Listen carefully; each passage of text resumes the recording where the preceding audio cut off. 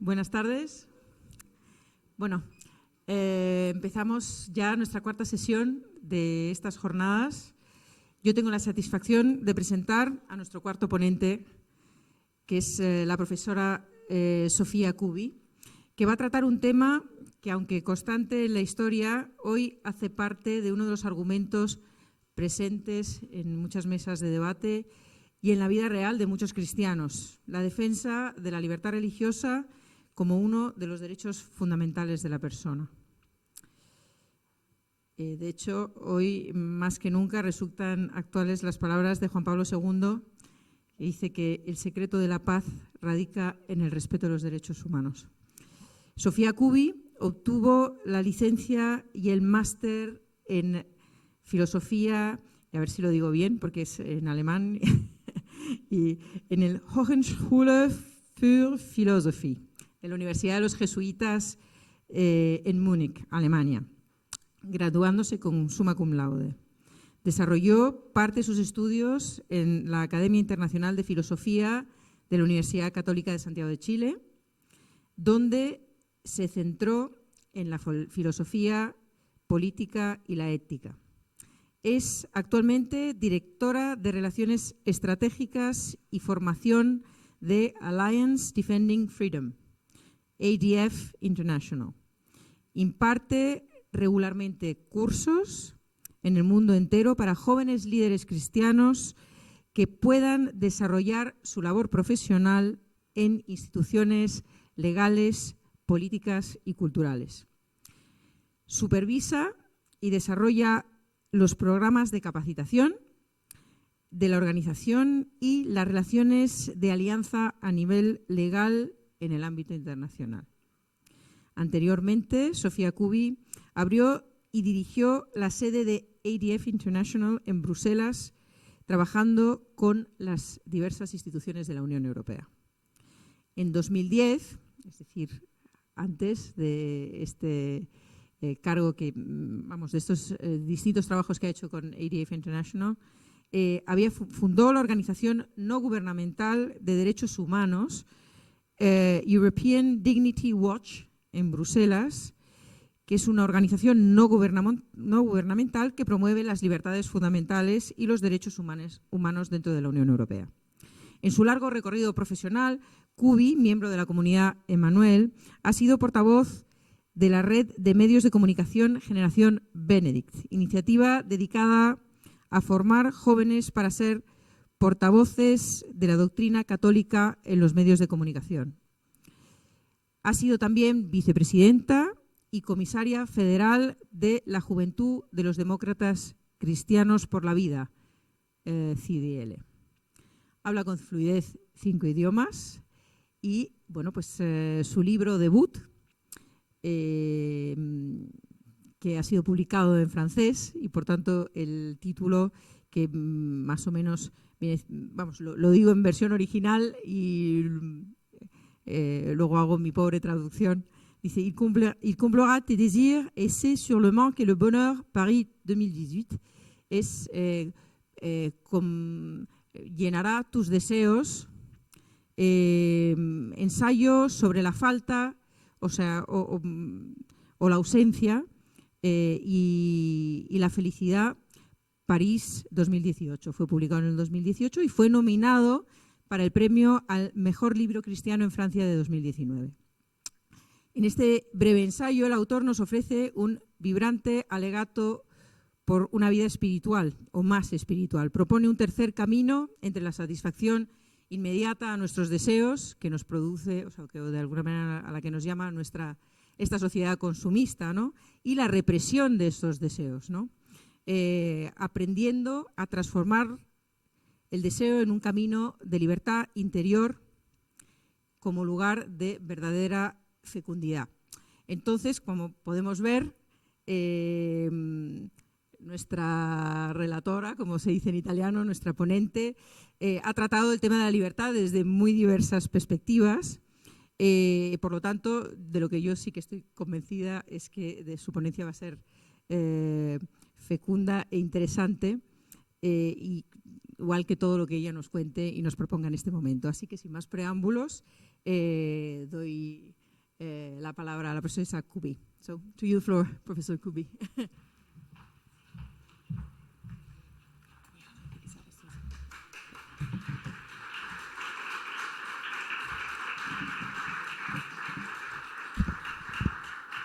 Muchas gracias, María. I will speak in English. I hope it's okay. Pero podéis hacer preguntas en italiano, en español, en alemán, francés. It's my great pleasure to be here, esteemed audience, rector, vice rector of this Spanish college. It is fantastic that this conference can finally happen after, I think, 2 or 3 postponements due to COVID. When we look at religious freedom around the world today, the situation, the picture, as you undoubtedly are aware, is rather grim. Persecution of Christians and local minorities is rising around the world. We have record numbers basically every year. ADF International is a legal organization. We have a legal focus, and we defend religious freedom and other fundamental freedoms through law. Now, the connection between religious freedom, especially because I see many priests here, you're directly involved or also consecrated and religious, you're directly involved in sharing the good news of the gospel. And so the connection between religious freedom and law may not be that obvious at the first sight. After all, religious freedom is a pre-political right. It can only be recognized by governments as an intrinsic, inherent, fundamental right.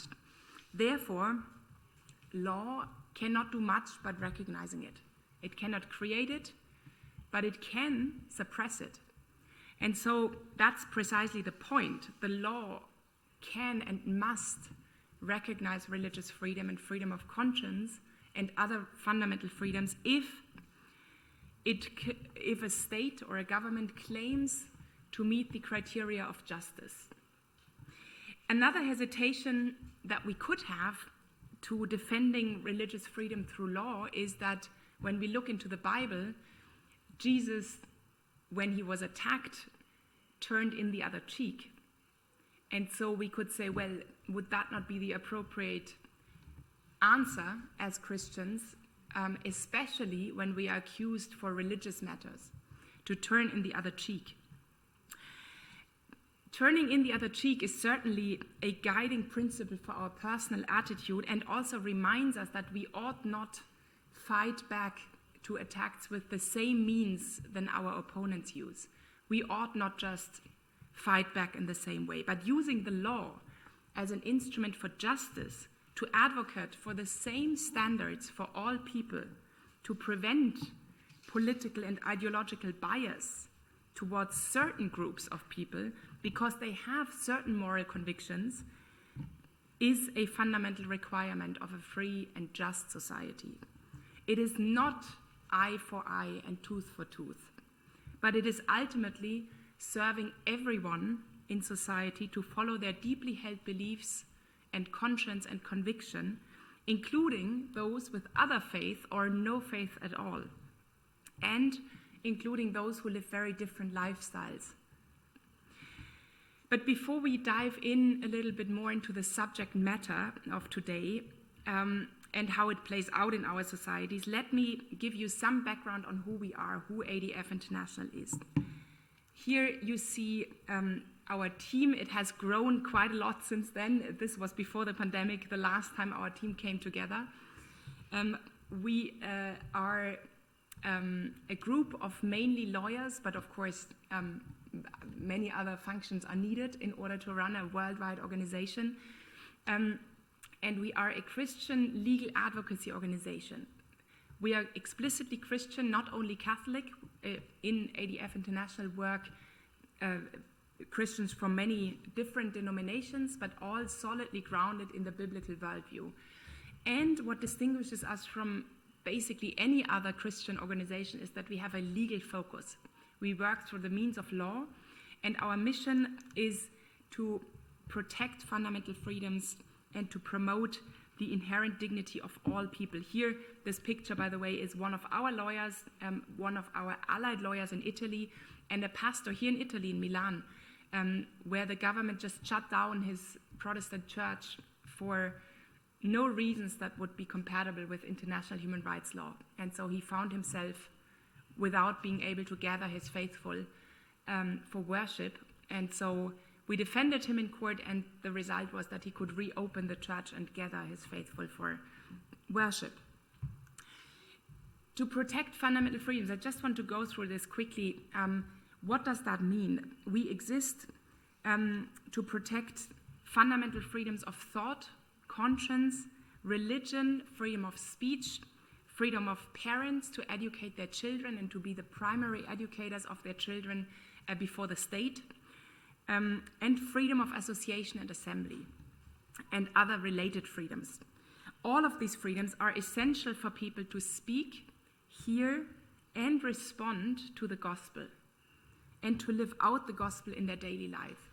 So we are not a libertarian organization. We don't defend freedom for the sake of it, but we defend freedom to keep the door open for the gospel in this world. We promote the inherent dignity of all people. We recognize that everyone is created in the image and likeness of God, according to Genesis 1:27. And any attack on man's inherent dignity, including abortion, euthanasia, the redefinition of male and female, and so many other, I could go on and on, it's a long list, is an attack on God's design for mankind and what it means to be human. And then finally, and this is an important point also, it is for the benefit of all people. As Christians, we never defend group rights, we never defend privileges for ourselves, but the fundamental freedoms we champion and the inherent dignity of mankind is not just for ourselves. It is for the benefit of all. And whether it is defending victims of blasphemy laws in Pakistan, which we do a lot in court, they have no legal remedy except if we make available a lawyer.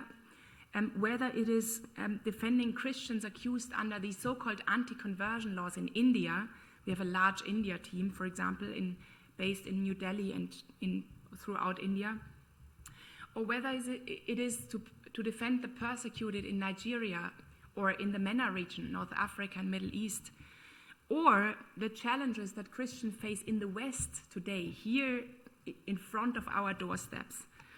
And this increasingly aggressive secularism, whatever the dimension of the work is, it benefits everyone. And we work in alliance with thousands of people around the world, mostly lawyers, but not only, to do this work and to achieve what we call generational wins. So the question is, what can we achieve in the 10 years, 15, 20 years to come in a profoundly changing culture that would safeguard a society where the gospel can be shared and heard? This is our reach. We have 8 offices around the world, not counting the US, because we are quite a big organization in the US, but ADF International is sort of the branch in the world outside the US. We have 90 plus full-time team members. We have allied lawyers in more than 60 countries, which are lawyers that don't work for us. They're not paid by us, but they work in private practice or for law firms, and they work in collaboration with us and defend people on the ground where we don't have a lawyer who is allowed to practice in the country, and we don't often know the law of the particular country. So we work in alliance with allied lawyers. We are active in over 70 countries and have currently, just to give you an idea of the size, we have currently about 1,000 open cases around the world. And we have full-time presence in every major international institution, the UN, the Council of Europe, the European Union, the OSCE, etc., the OAS. And so it is through this global alliance that we work to pursue these 5 generational wins, and I will mention them very briefly. These are the 5 areas where we believe that if we don't safeguard freedom here, we live in a much worse society for everyone. And this means that religious freedom prevails. I will get into this more, that all can speak freely, that parental rights are guaranteed, that life is safeguarded, and that marriage and the family are protected.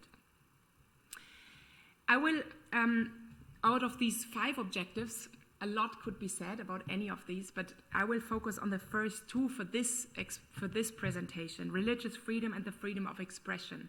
They are necessarily linked, and one cannot exist without the other.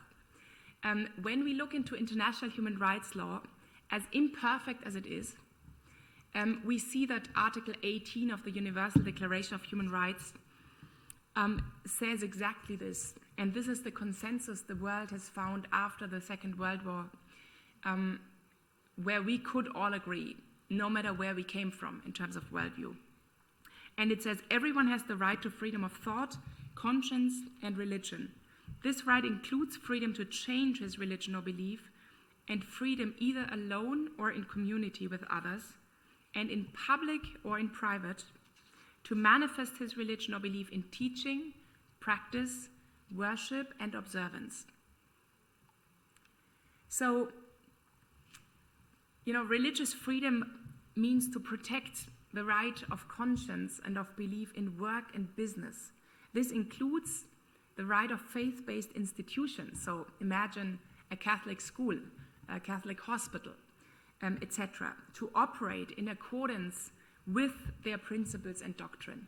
And it is no surprise to any of you here, I think, that this is very much under attack today. We uphold the right of churches and Christian ministries to maintain their Christian ethos and gather freely. Are you still allowed today to operate your church or even an institution that you found according to your doctrine? Again, it is no surprise that this is not a consensus anymore, that you should have this freedom. And of course, we counter the global persecution of Christians. We work in many, many countries around the world where Christians are physically threatened and persecuted, jailed, etc. And then finally, freedom of expression.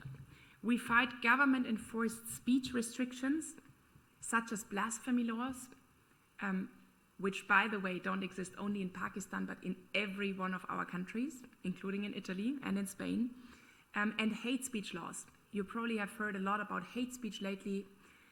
These are highly problematic legal provisions that basically allow governments to silence voices that are not desirable currently in the public debate. We seek to reform international law to better protect freedom of speech, because we profoundly believe that if we have a free exchange of ideas, we will have a much more solid democracy, and we have ultimately a better society where we can freely express ourselves. And we challenge viewpoint discrimination, which happens mostly in the West through hate speech laws, ensuring that Christian voices, and any voices, but especially Christian voices are mainly under attack, are not silenced. So maybe you have heard of this lady. Who has seen her or heard of her case? Raise your hand. Okay, well, 1, 2. Okay, you need to get better informed. That's for sure. This case has made waves around the world. In global media, it had garnered a lot of media attention over the last year. This is Päivi Räsänen. She was the former Minister of the Interior of Finland and has been now a member of parliament for over 20 years. Her case, she was accused, and she still is. I will tell you more about it. Her case has garnered attention around the world. And what was the crime that she has committed? She's been charged with hate speech for sharing her faith-based view on marriage and sexual ethics in one tweet in 2019, in one radio debate in 2019, and in a little pamphlet she wrote about the Christian understanding of marriage back in 2004. Together with her, you see here a Lutheran bishop next to her, Bishop Juhanan Pohjola, a Lutheran bishop in Finland, was also accused because he had published this little booklet. That booklet was written almost 20 years ago, and the law on which she was accused was passed a little bit over 6 years ago. So she was retroactively charged for hate speech based on a law that did not exist. The Twitter, the radio, and the media where she has published her views still have everything online. It's publicly available. You can look it up, which means that it has not infringed even the standards, the very strict censorship standards, I would say, of Twitter. It's still online. But police investigations against Relazione started in June 2019. She had, as an active member of her Lutheran church, addressed the leadership of her church, questioning the church's sponsorship of the LGBT Pride Parade. And she just questioned whether or not that should be something the church should do. As a consequence, she was investigated and interrogated for hours and hours and hours by the police, frequently about her understanding of the Bible.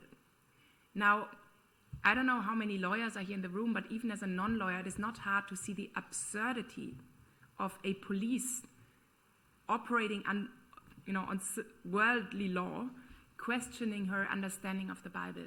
Ironically, Relazione had been in charge of the police herself as the Minister of the Interior some years before, and here she found herself being interrogated by the police for hours and being faced with jail. Every charge was 2 years in jail. This is nothing short but Christian teaching on trial. Just over a month ago, on the 30th of March, the Helsinki District Court acquitted her of all charges, but the general prosecutor decided just last week to appeal against the non-guilty verdict, and so this case will go on. It may well end up at the Finnish Supreme Court and may even potentially go up to the European Court of Human Rights. And we are involved in this case. We are part of her legal team, and what is at stake here is not just her own situation, even though that is also quite severe, to be accused of that as a sitting member of parliament. But if she is ultimately accused and charged for it and even jailed potentially, every other person in Finland and beyond will know that expressing a Christian view that was absolutely non-controversial 17 years ago when she wrote, for example, her view on marriage, is now a reason to be accused and jailed potentially. And so it has, of course, a massive chilling effect on how Christians can or cannot speak in public. And this is also the reason why we bring these cases, because if she wins, there is really basic justice established for Christians to be just equally participating in the public debate. I will briefly, because I will expose a little bit more in another case, but very briefly some other cases. This is Canon Tom White, a priest in Glasgow, Scotland.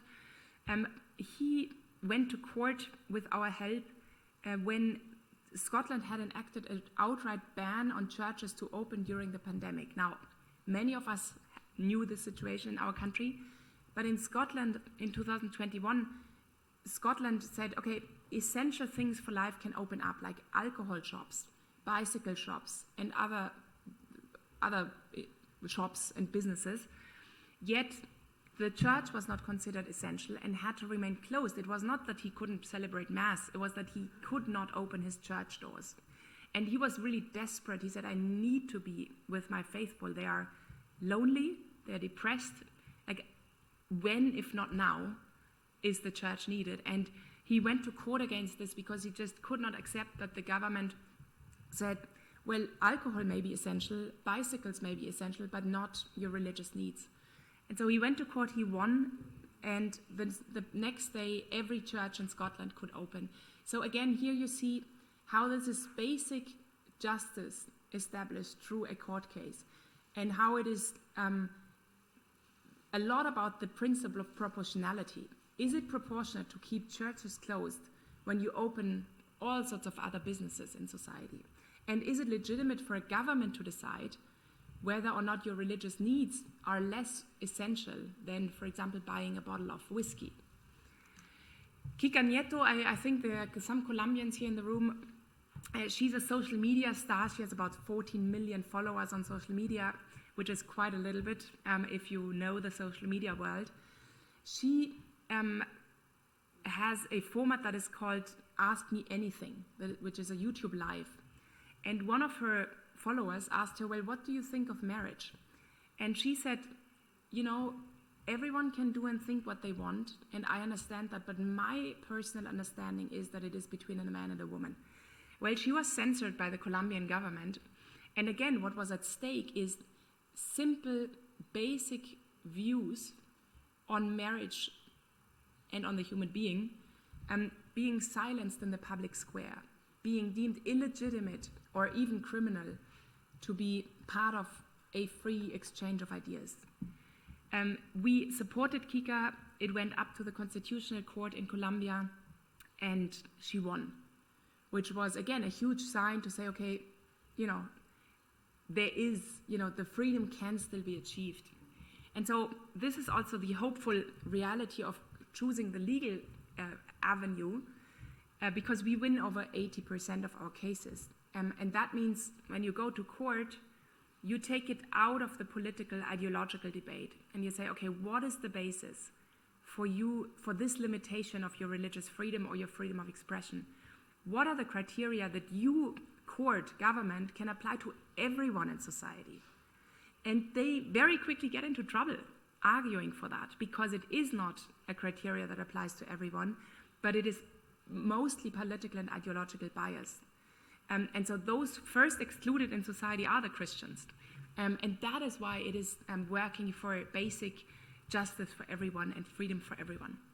I want to expose a little bit more in detail this case, because it is something that we see in many, many countries in one way or the other. In November 2022, the Mexico National Electoral Tribunal condemned 2 bishops and 2 priests for violation of the Mexican Constitution. The convicted were the current Cardinal Archbishop of Mexico City, Carlos Aguirretes, and the former Archbishop of Guadalajara, Cardinal Juan Sandoval Iñiguez. The 2 priests were Father Espinosa and Father Flores, the former rector of the Pontifical University of Mexico. A 5th one, the Bishop of Cancun, Chetumal, Monsignor Elizondo, was also accused, but the court finally dropped the charges against him. What had led to the accusations? Mexico had an electoral period in 2020 to December 2020 to June 2021, and held several elections for municipal, state, and federal authorities. So an important election for the country. During that period, and as is usual, several priests of the Catholic Church and bishops spoke on various occasions and on different platforms about what is at stake in the elections. None of them called for voting for or against a particular party or took any political sides in terms of party politics. Instead, they fulfilled their duty as priests and bishops to educate the conscience of the Catholic faithful, to take seriously their duty as citizens and make up their mind and go to vote. The accused clergy called on their faithful to pray and ask God's guidance before casting a ballot. Monsignor Sandoval was by far the most polemic of them, and I want to point him out because the others made absolutely non-controversial statements. And Monsignor Sandoval, did mention that if the ones in power continued to govern Mexico, the country would follow the path of Venezuela and Cuba and fall into gender ideology. So pretty strong statements, but nothing too controversial from a Catholic point of view. He did not expressly mention not to vote for such a party. In short, he pointed out the consequences of a certain political party in power. But none of the 4 accused mentioned anything that would qualify as crossing the line of the separation between church and state in any other country, and not even from a point of view of social Catholic doctrine. None of them called to vote for or against a political party or candidate. Yet the ruling party, the Morena party, filed a lawsuit against them because all had spoken out about social and moral issues at stake. And one of the tribunal judges, Villafuerte Coello is her name, denounced the accused clerics for encouraging Catholics, quote, to pray and ask God to illuminate them when they vote.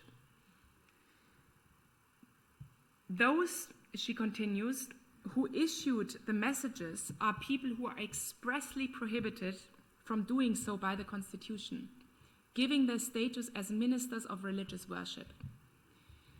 Therefore, because they have relevant influence over those who profess the Catholic faith, they were impeded from stating their position with respect to the elections, as well as from inciting people to vote in favor or against a political party or organization.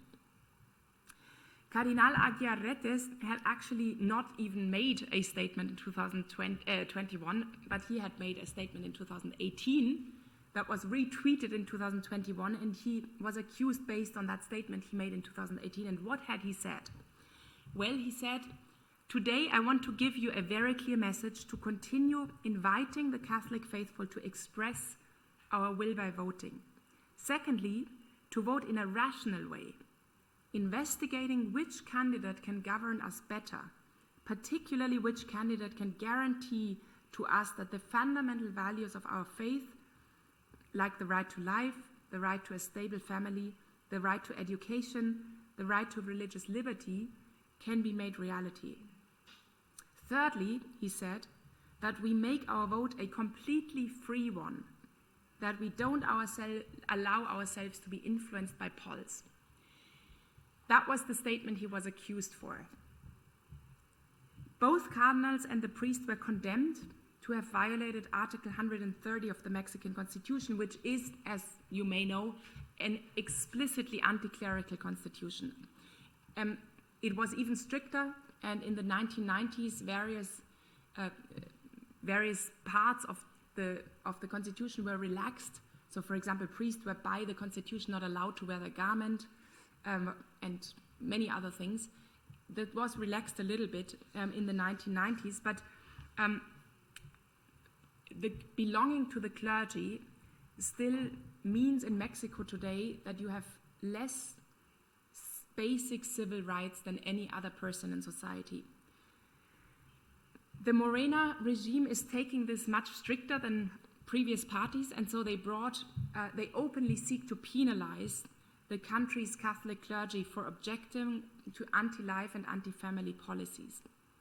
So their case is open, they have been condemned, it's now with the Ministry of the Interior, and they will determine a fine that could be up to $150,000.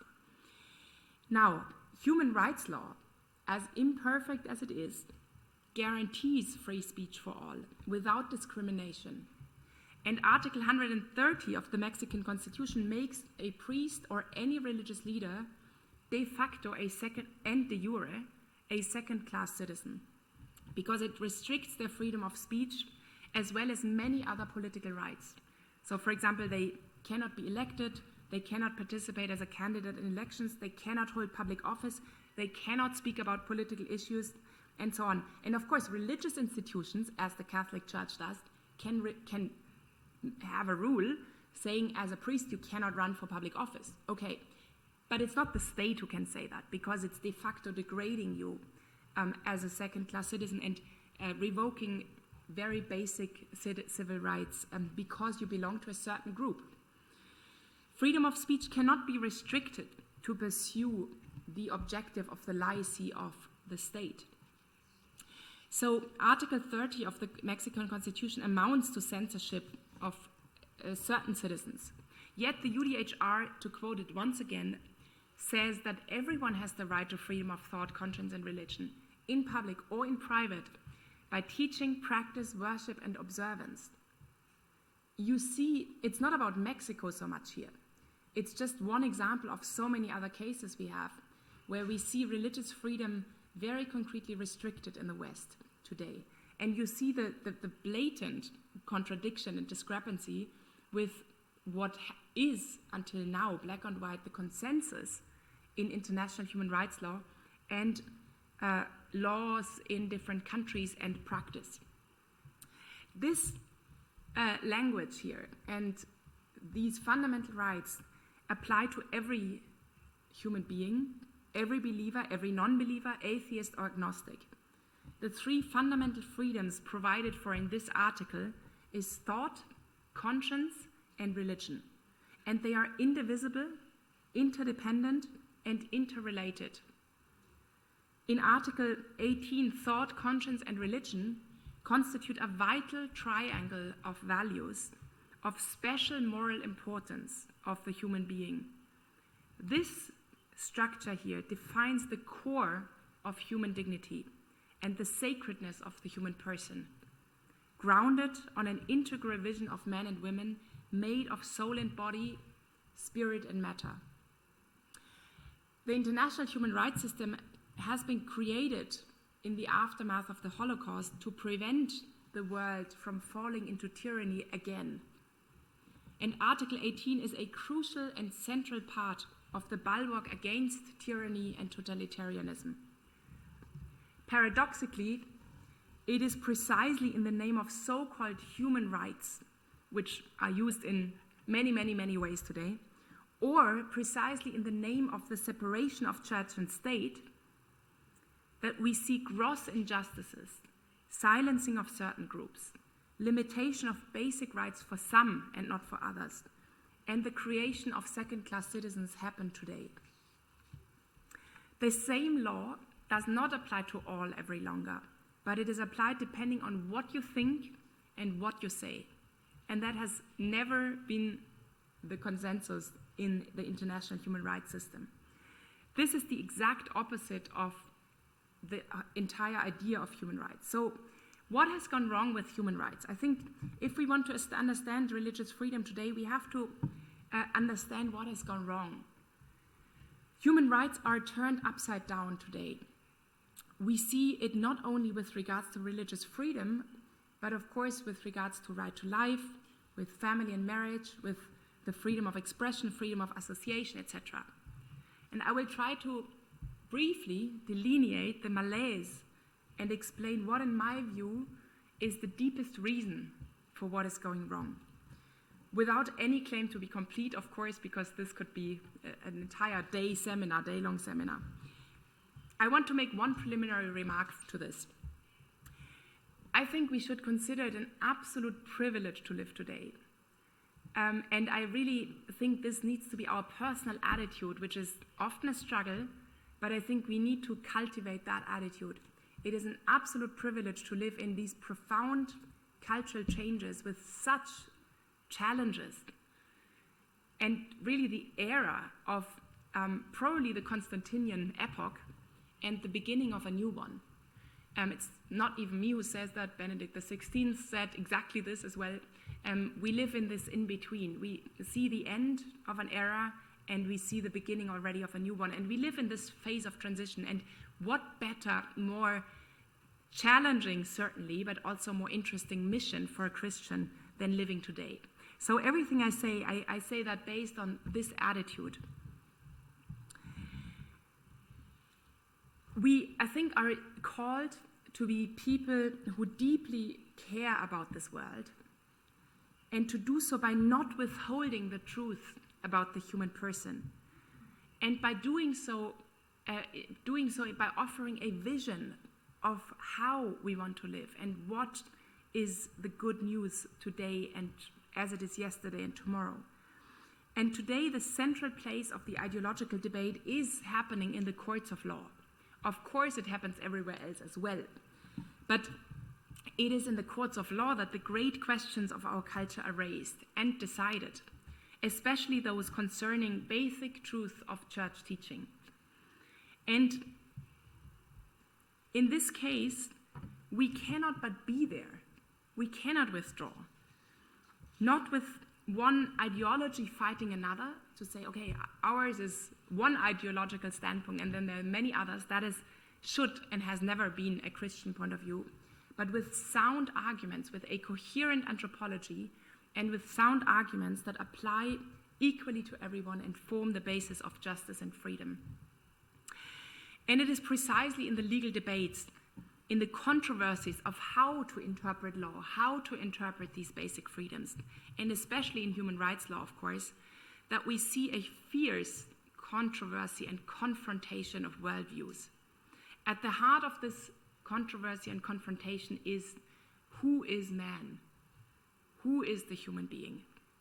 Who is the human being as an individual with innate dignity, as a social being, a zoon politikon, who has an innate sense of responsibility beyond his individual life and the capacity to bring some order to a social reality?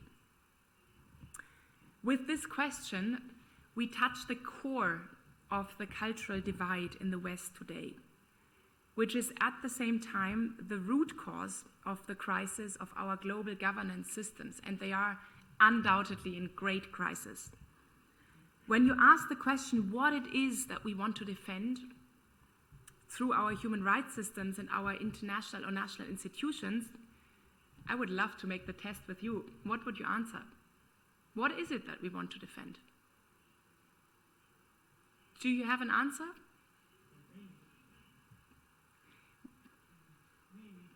Meaning. Oh, many answers. Well, yes, that is true. But I mean, you know, this is an interesting question, and we could maybe in the Q&A session engage in a conversation about this. But mostly when you ask, including well-educated Catholics, you get some kind of mumbling, vague values, human rights, freedom, like, you know, you get a very vague vision of what it is that we want to defend.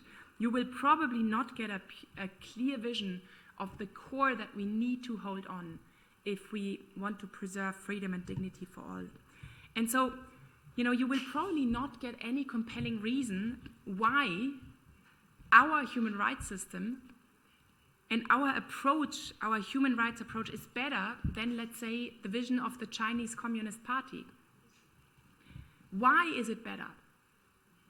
Can you explain it? Can we explain it?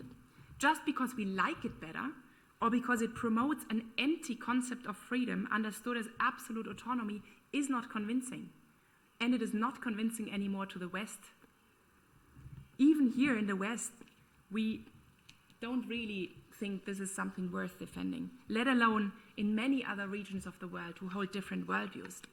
So freedom defined as I do whatever I want without a greater purpose or meaning, without its necessary counterpart of responsibility and tied to the common good, becomes not only hollow, but it leads to chaos. The great promising idea of the freedom of the autonomous self produces today what Charles Taylor, some of you may be familiar with him, called already 15 years ago the disenchantment of the secular age. The disenchanted world is void of two things, according to Taylor. First, the understanding that the world is more than matter and is filled with spirit, and secondly, that there is meaning in the cosmos, and as a consequence in the physical world, including our own bodies. Without spirit and meaning, we are left with matter and meaninglessness. We've lost a common vision of what it means to be human and how we ought to order the world to allow us and our communities to flourish. Yet to be human is to be animated and oriented by some vision of the good life, some imagination of what counts as flourishing or happiness. Pure matter and the absence of meaning of the physical reality are hardly able to produce this vision. The lack of consensus is not new, so we should also understand that this is not purely something that suddenly emerged in our era, but it is exacerbated as we see agreement on even the most basic moral concepts of life disappear, and churches and other institutions, moral institutions, implode. I'm talking about the West here.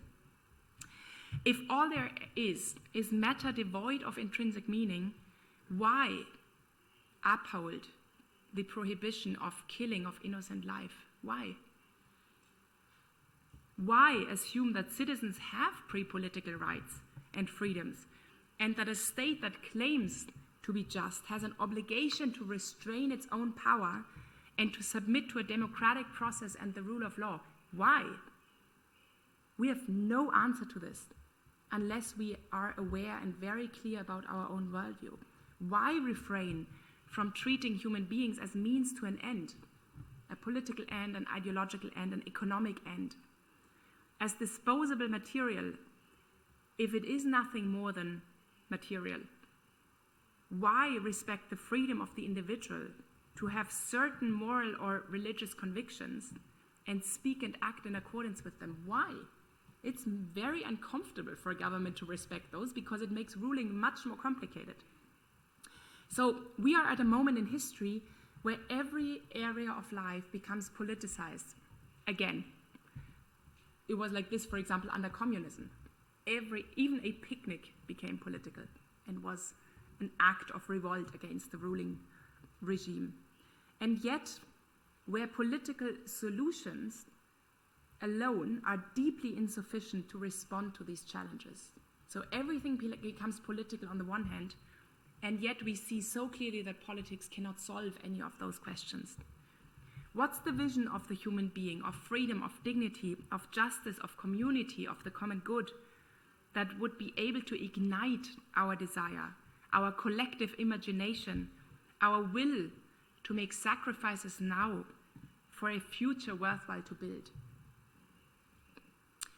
What we see in our global governance system is that we take the rights of human rights and replace the human by whatever we want, whatever definition occurs to someone. And the logical consequence of the absence of any higher meaning and of the cosmos is that exactly this happens. And if the definition says that human means an identity unrelated to our gendered bodies as male and female, unrelated to a creator who made us, then the disincarnate, nebulous, self-identified self claims human rights for itself. Of course it does. Of course it does.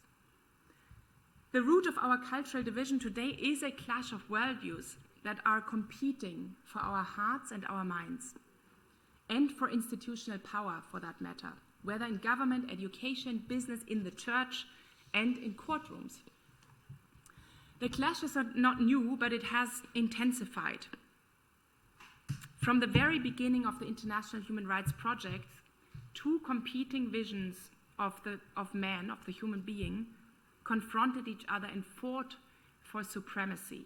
And I will outline them very briefly, but it is key that you understand that this has not just emerged 5 years ago.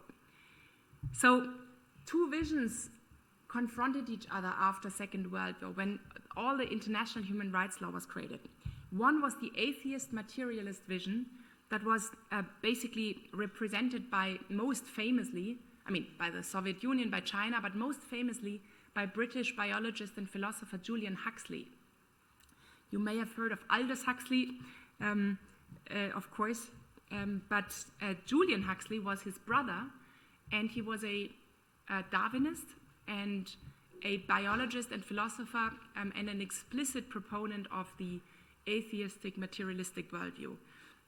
And he was very centrally involved in the creation of the treaties, the first human rights treaties. And on the other hand, you had people like Jacques Maritain, Charles Malik from Lebanon, and others representing at the time the Western liberal democracies. The disagreement on what the basis of human rights should be, in other words, what it meant to be human, was a fierce and acrimonious debate back then in 1948 and onwards. Behind the anthropological agreement was a deeper theological disagreement, and from it flowed disagreement on how notions such as human dignity, freedom, and rights simply should be understood. Was man nothing than a blind cosmic accident with no innate value or meaning, nor a creator who put purpose in his creation? Or was man created in the image of God and thus endowed with inalienable dignity and God-given rights and freedoms that are pre-political and beyond the grip of the state? These two different worldviews, in a very small nutshell, were theological starting points back then, and they are still the same different worldviews that clash today. And they led to radically different understandings of the central notions of our international human rights systems and our institutions. After fierce debate, and sometimes, one side got a little bit, and the other, for another area, the other side got a little bit. So it is very, very interesting to dive into the genesis of the international human rights system. The international community, in the wake of the Holocaust, agreed to codify international human rights, and the UDHR, the Universal Declaration of Human Rights, and the subsequent treaties were the result of it. But, and that's the important point, this agreement was very fragile from the start. Jacques Maritain said it this way. He said, "We agree on these rights. The world came together and agreed on these rights, but only on the condition that no one asks us why." There was no agreement on why the human being should have dignity, why there should be freedom, why there should be inherent rights that a government cannot just take away. But under the impression of terrible tyranny, the world came together and said, okay, let's agree that it exists, but without being able to give a justification for it. And the why, of course, pointed to the human person, the understanding of human nature, and ultimately the understanding of God. So the world just about managed to formulate universal basic rights and freedoms, but could not agree on any justification. And so the vulnerability of this project is obvious. The personalist approach by Jacques Maritain and others has been eroded in the 70 years since then by countless and endless demands in the name of human rights, and what came to appearance underneath is the naked, disembodied individual whose pure will decides what his personal rights are, and who demands absolute respect and protection for whatever he claims. So, again, we shouldn't be surprised that things like abortion, divorce, pornography, euthanasia, homosexuality, same-sex marriage, artificial procreation, surrogacy, eugenics, all these practices that were forbidden some decades ago have now become rights or quasi-rights. What is forbidden today instead is to criticize them. What is forbidden is to uphold the truth that has been revealed to us and that the church carries in fragile earthenware, according to 2 Corinthians 4. So when you look back to Päivi Räsänen, to the Mexican bishops and priests, and so many other cases we have, this is exactly what you see. What has, rights are whatever the individual claims. We have no understanding of the human person anymore, and as a result, it becomes a crime to uphold that truth.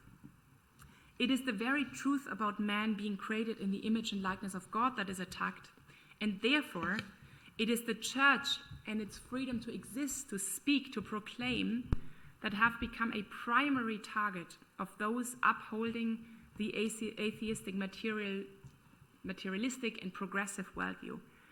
And this battle is happening primarily in courts and through litigation. So when you sit here as clergy, as religious, and say, that's great, but it's for the lawyers to do that, you really misunderstand the cultural moment. Sorry to be so blunt.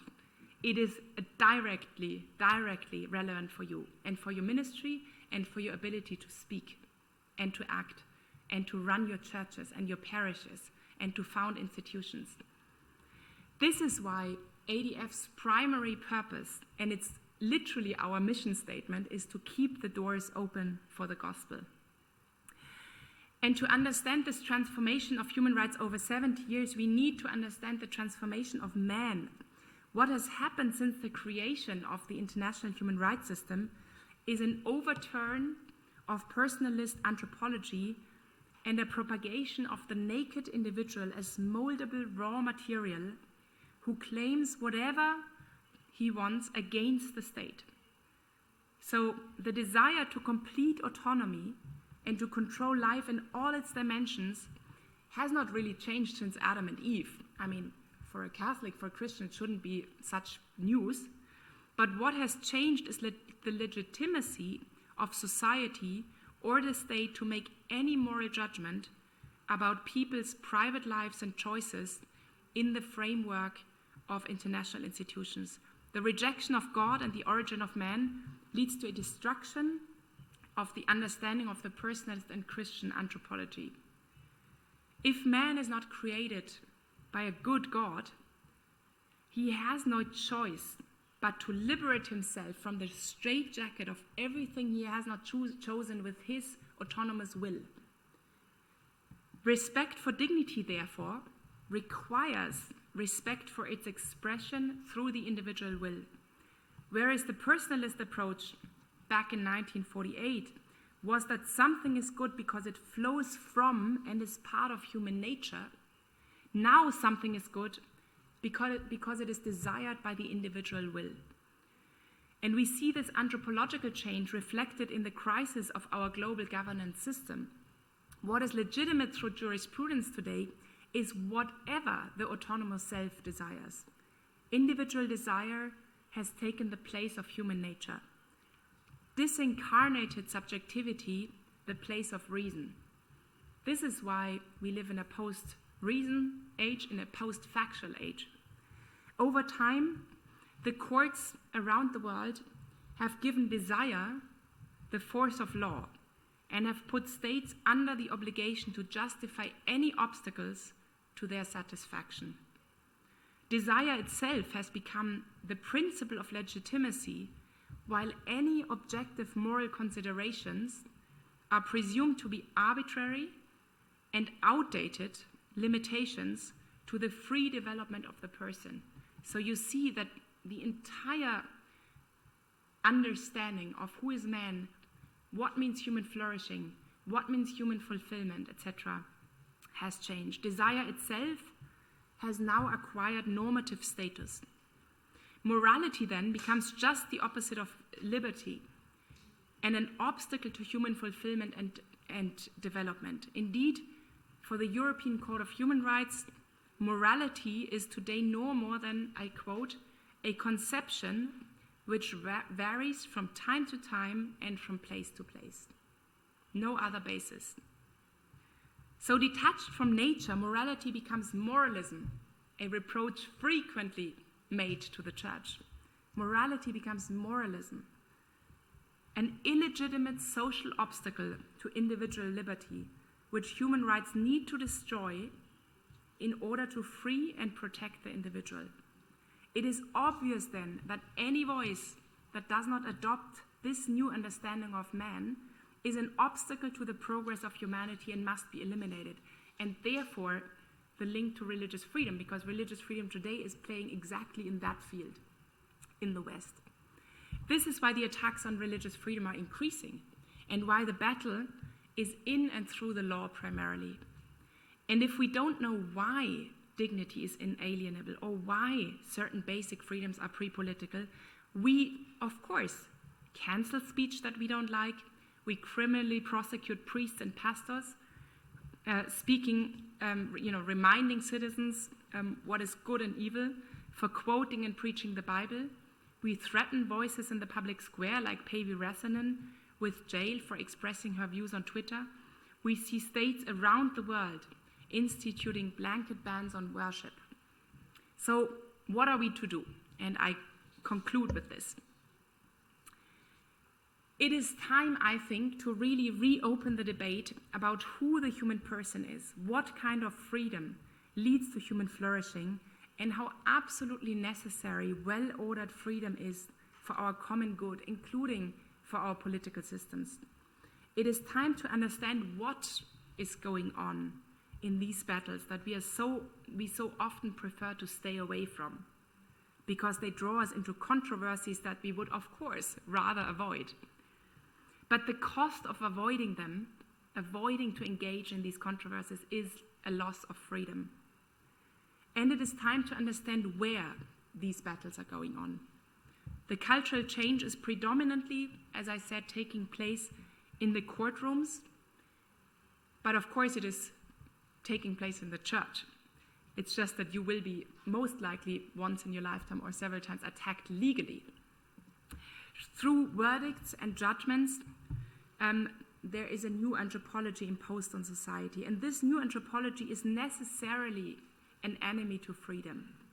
It needs to repress alternative voices because it is not based on truth, but on the autonomous individual will. In other words, on power. It has no intrinsic conviction that could convince people from within, according to the law that is written on our hearts, but it can only impose itself over others.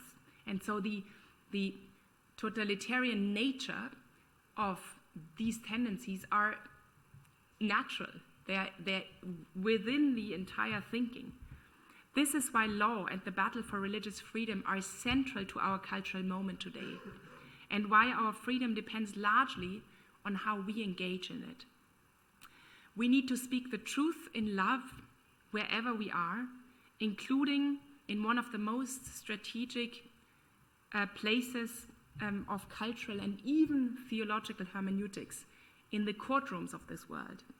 It is a central avenue to be clear-eyed witnesses to the truth in this world and to keep the door open for the gospel. And so the conclusion of this, I hope, this gave you a little better understanding of what religious freedom means today, what the state of religious freedom is, and why and how you can be prepared for this. We as ADF International defend all these cases for free, and so our lawyers, we exist for that. So if you ever run into trouble, contact us. Thank you very much.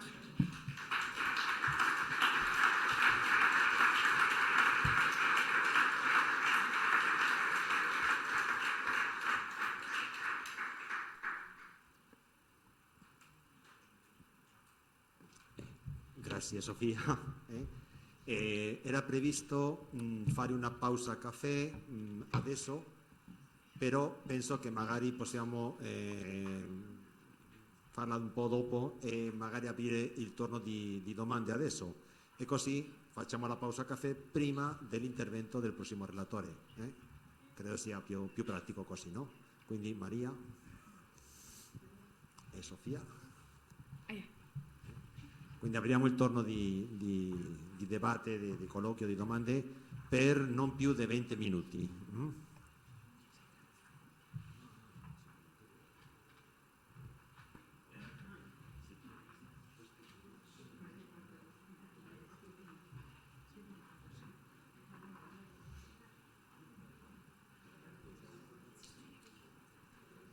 Buenas tardes. Quisiera hacer mi pregunta en español.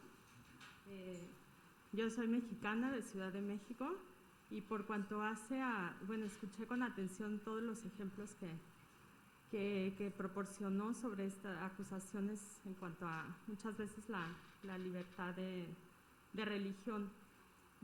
Mi pregunta más que nada iría enfocada a cómo afrontaría el equipo de abogados que ustedes tienen un sistema como el de mi país y como el de algunos países de Latinoamérica, que sin temor a decirlo es un sistema tanto de procuración de justicia como de impartición de justicia sumamente corrupto. Es decir, se cuenta con qué herramientas contaríamos, y lo digo también como abogada postulante hasta antes de venir a radicar a Roma. Tenemos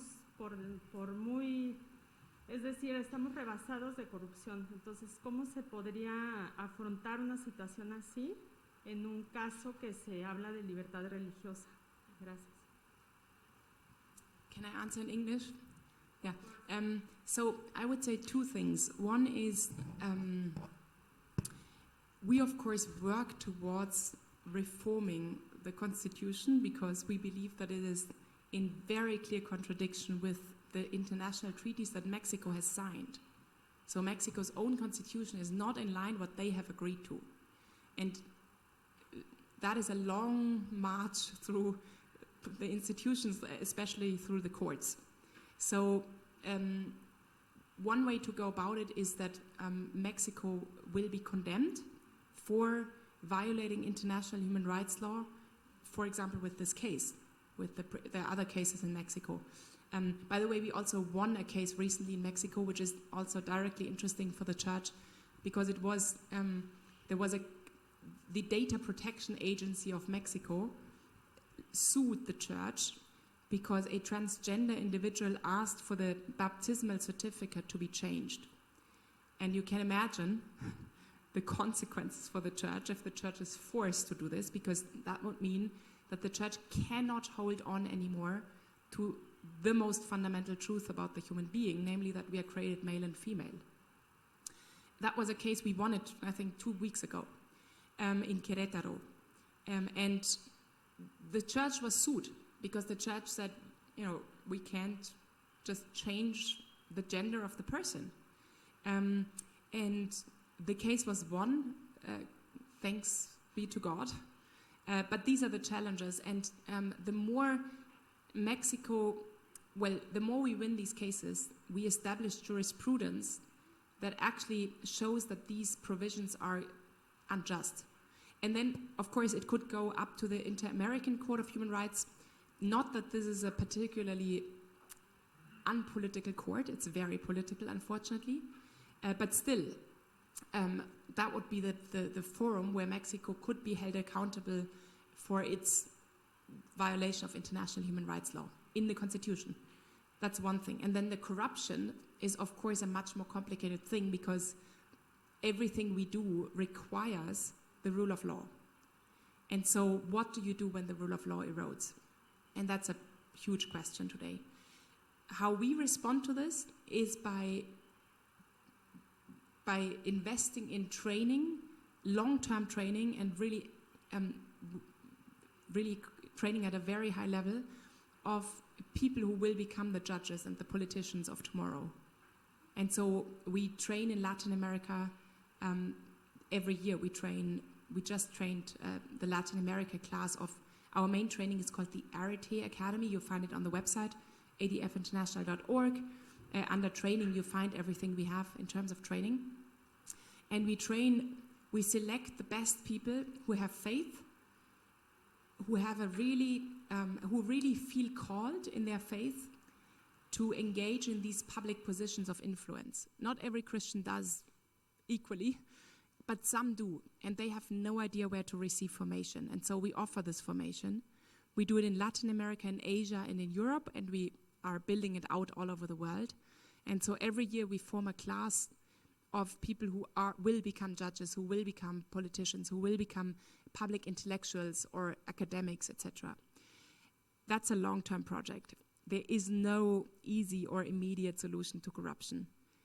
The only answer is that, ideas have, of course, consequences, and we need to train people on ideas, but it is people who will change the culture. And so we need to invest in people, and we do. But it is a long-term vision, and it will take 10, 15 years until we see the fruits.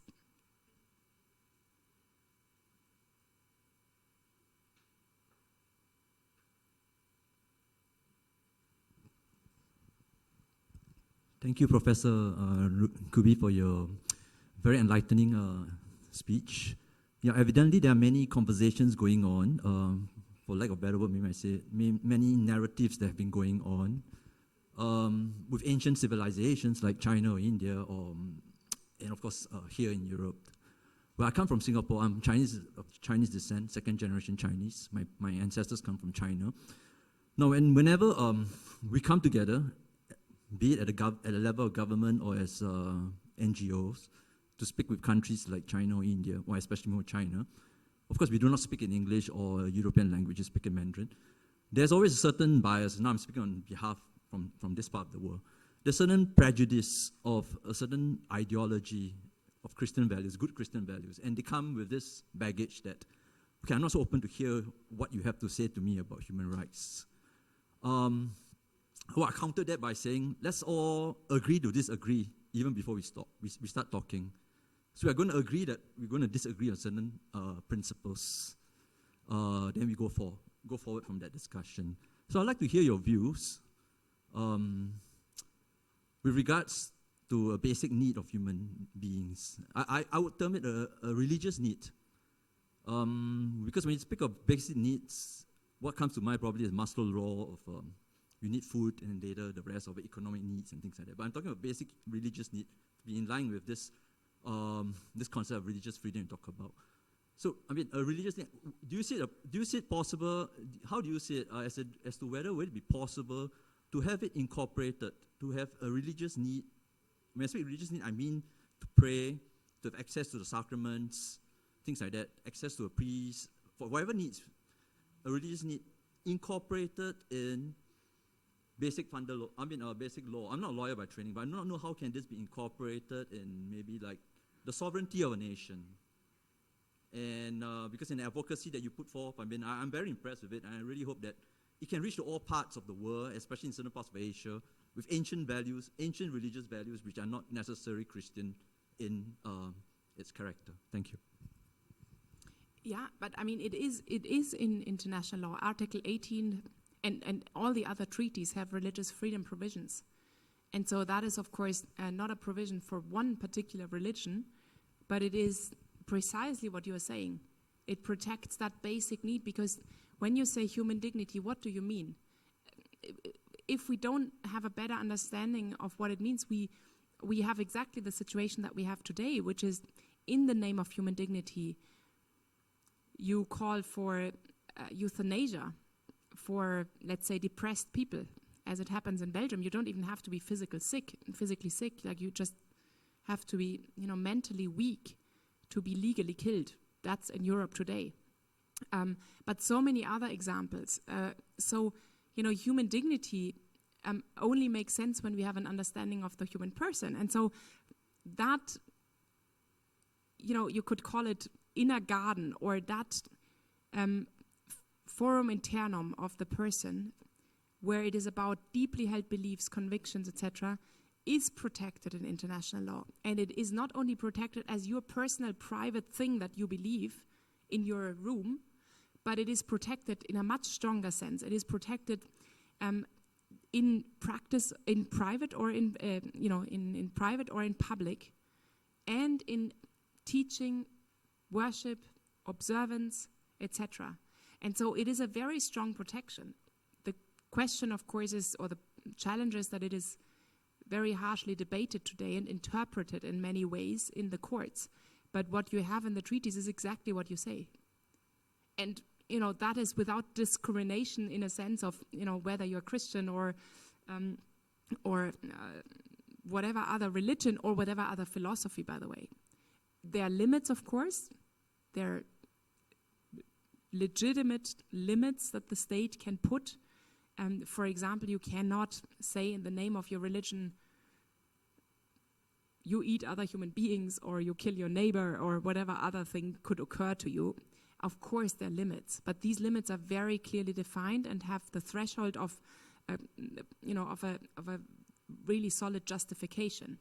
And so what we, for example, see in the Mexican case and in so many other cases, that threshold is clearly not met. The government just imposes its view without meeting the criteria of the legitimate limits of religious freedom or freedom of conscience. And then I would say, yes, the right to agreeably disagree is one that we are losing rapidly. We see that with all the censorship going on today, with the hate speech laws. Hate speech laws are the primary tool for ruling out a voice that you disagree with. And that is the basis of a democracy. Without a solid debate, we can't have democracy. The only thing that happens is that the more powerful imposes its view on others. And so the capacity to agree to disagree is one that is absolutely vital and that we should really defend, even if we don't like what the other says. We don't like particularly everything our clients say and how they say it and the tone in which they say it. But it's not the point. You know, how often do I have Christians coming up to me and say, yeah, but honestly, I mean, what she said, you know, I would not talk like this in public. I'm saying, yeah, fine. Well, you don't have to talk like this in public, but it's not about you liking the opinion or not. There's a much more fundamental issue at stake, which is, can you express an opinion that others, including maybe myself, disagree with? And that is what we need to uphold and safeguard. Because others may not like your opinion, and you might find it perfectly legitimate, but if we get into that sort of practice and even legal framework, then, you know, your opinion will also be censored, or you will be fined or jailed or whatever. And so we have to see beyond the immediate, oh, you know, I don't like the tone of this person, or and the European Court of Human Rights had, until today, actually very solid jurisprudence, but it's very mixed today now, the jurisprudence. But it said freedom of speech is protected even if it shocks, offends, or disturbs. That's a very good standard to apply. The limits are the criminal law. So you cannot directly incite to violence, for example. But even when you're shocked or offended or disturbed by it, that should still be able to be said, and you can disagree with it. Jurisprudence, more and more jurisprudence, of course, today says if you're subjectively, you know, offended by something, or you feel a little bit degraded in your dignity and so on, then that speech has to be censored, and that's a very problematic trend.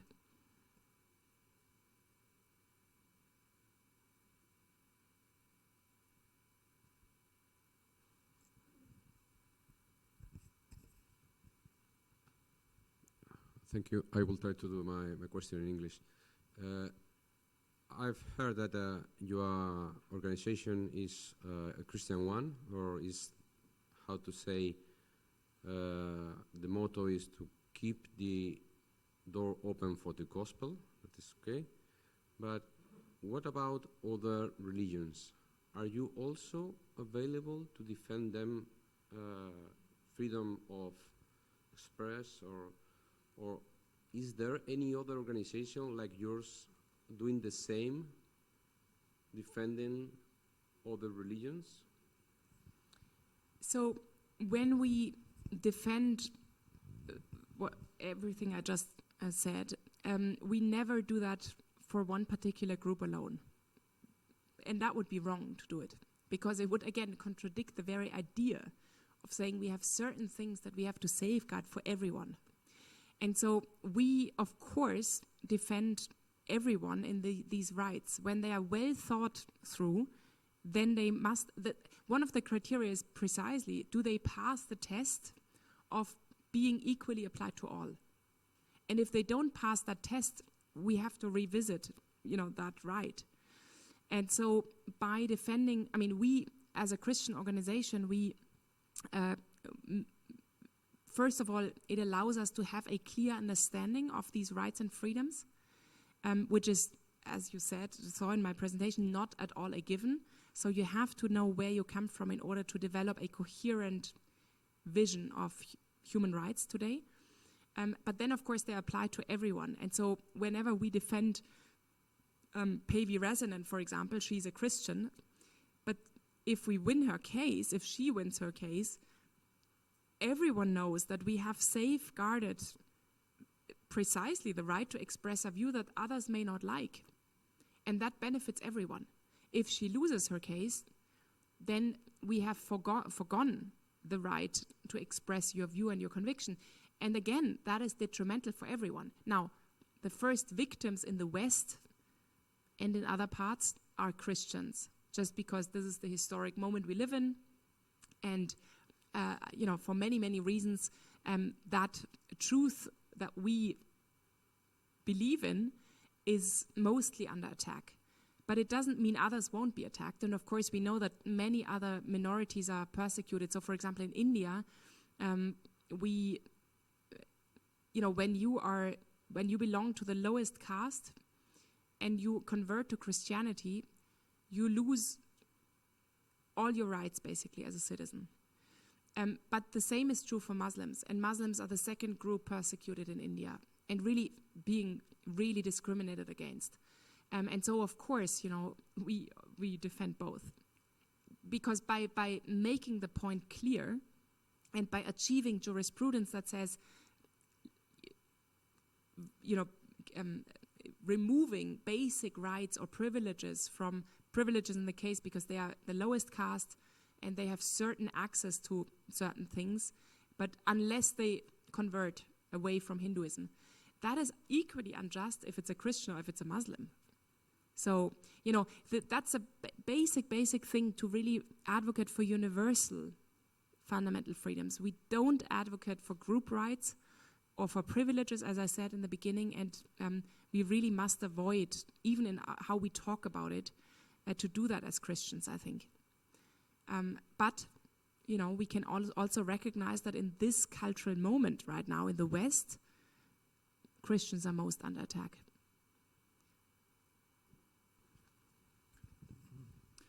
Thank you, Sophia. It's a very nice presentation, in fact. I had, two questions. One probably was already replied, but nonetheless, let's say, do you have any study or report regarding the, with the breakout of between different religions on the freedom? Let's say, which one are more persecuted than others, something like that. Just for general knowledge. That's the first question. Second question is from what you said, your speech. Me, who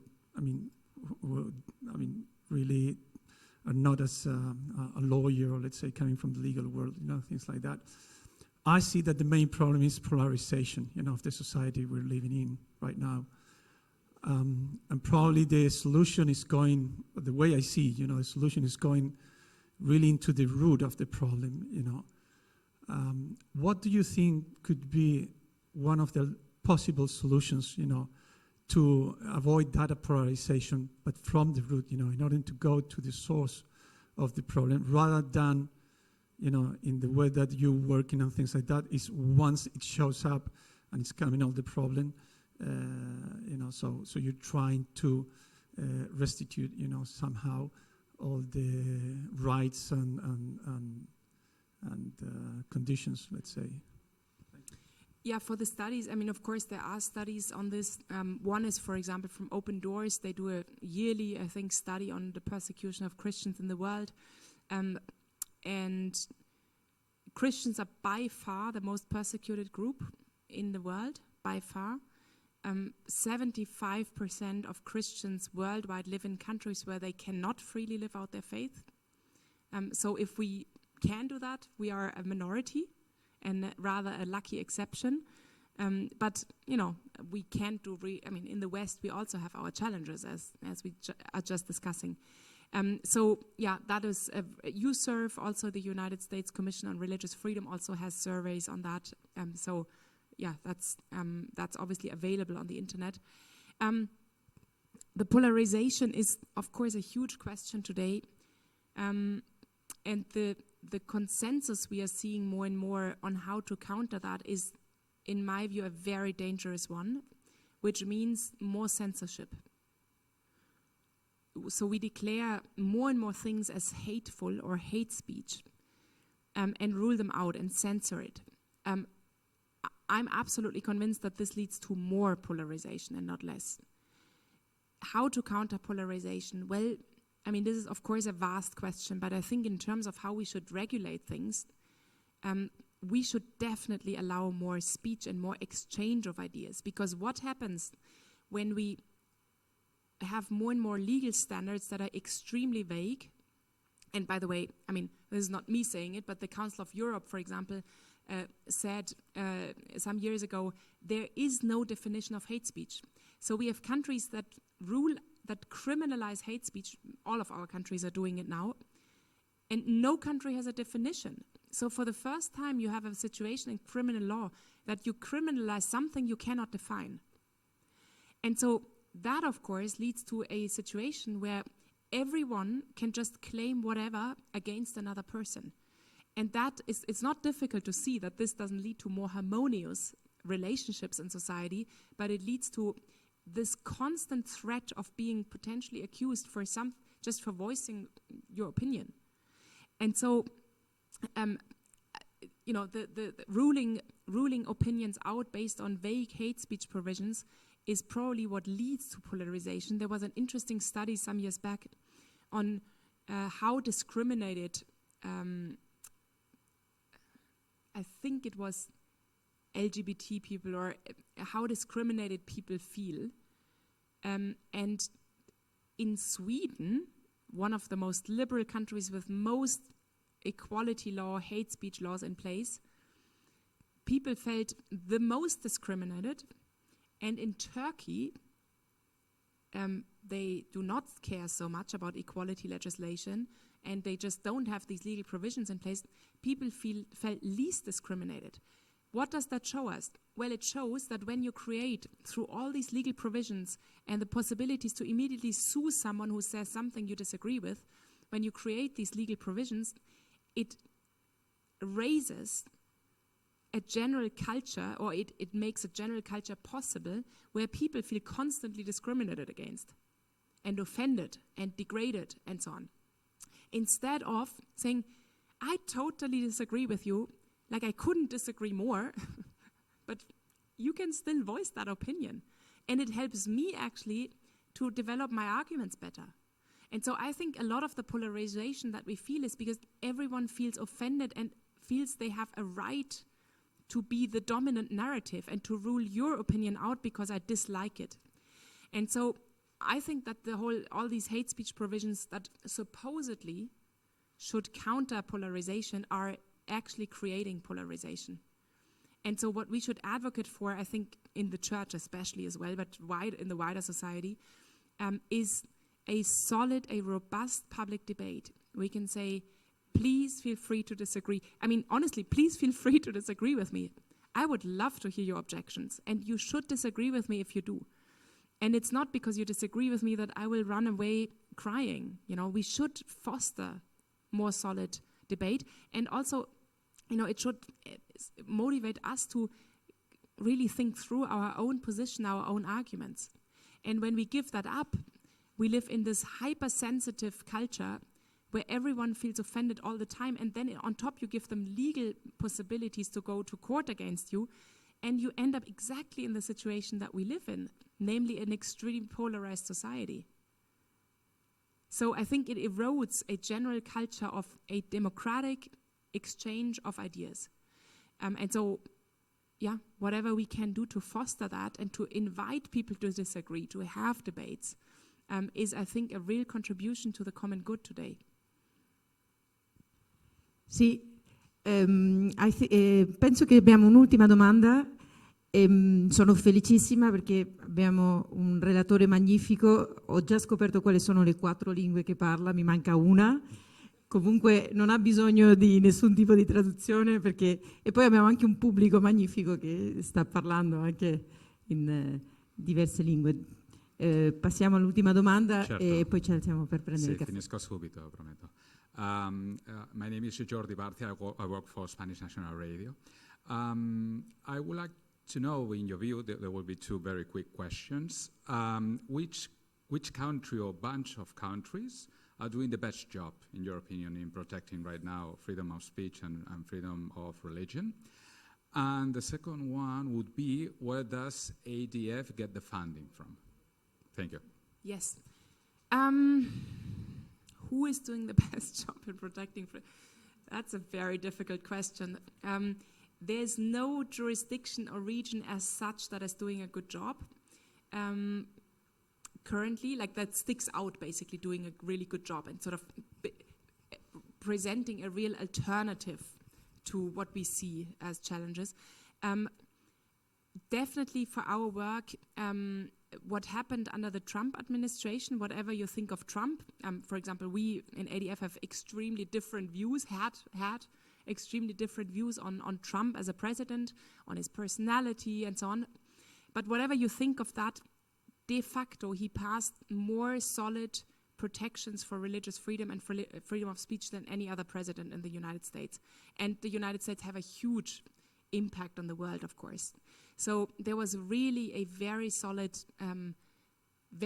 steps forward to protect and to make religious freedom a concern in the diplomatic relationships around the world. So, for example, he passed a presidential order to say every embassy, every diplomatic representation around the world has to be trained in religious freedom matters, what it means, how to protect it, and so on, so that when the US negotiates with countries on free trade agreements or other cooperation, they can raise that issue in a more competent way. Just an example, but we have to say that a lot happened under the Trump administration in that regard.